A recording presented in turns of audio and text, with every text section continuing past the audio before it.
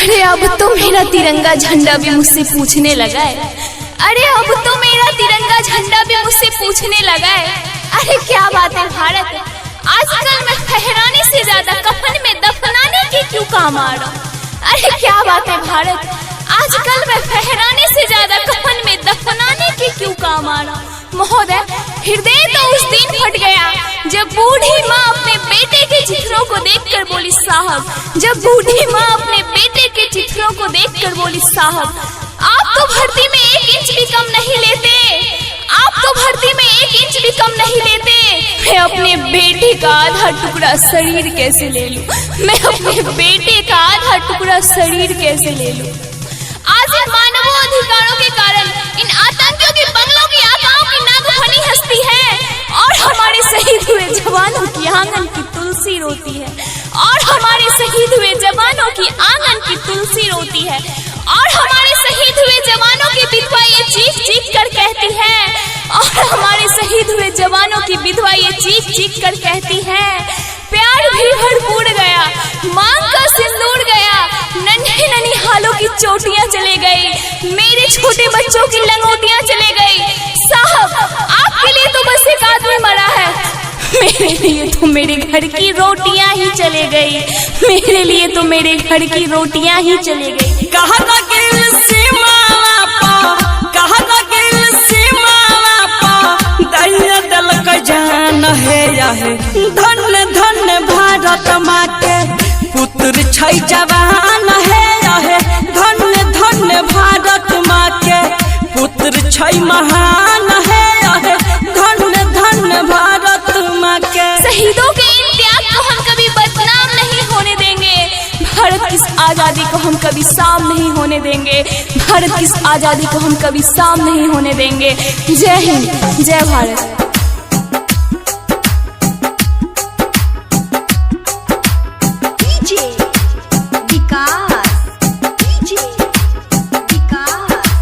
मटियार कला सीतामढ़ी की, मटियार कला सीतामढ़ी की।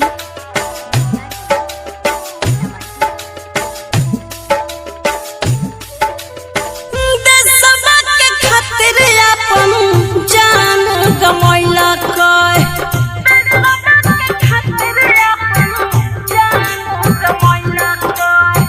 एकटा जवान 10 के मरला कय।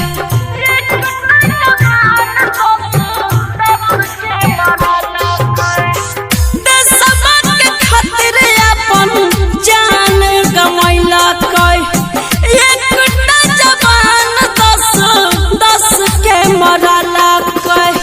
शीश चढ़ाई के बढ़ल कय, शीश चढ़ाई के बढ़ल कय, देशवा के मान है रहे। धन्य धन्य भारत माँ के पुत्र छै जवान है रहे।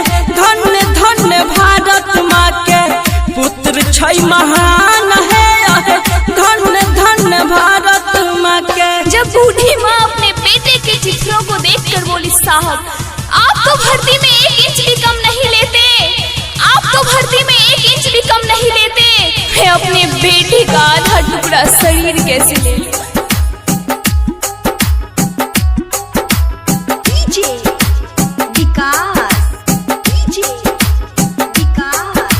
मटियार कला सीतामढ़ी की, मटियार कला सीतामढ़ी की।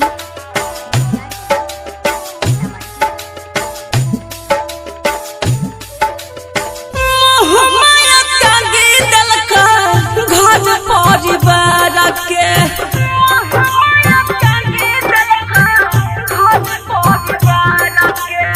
सुध बिसराई दल का गौवा जवार के।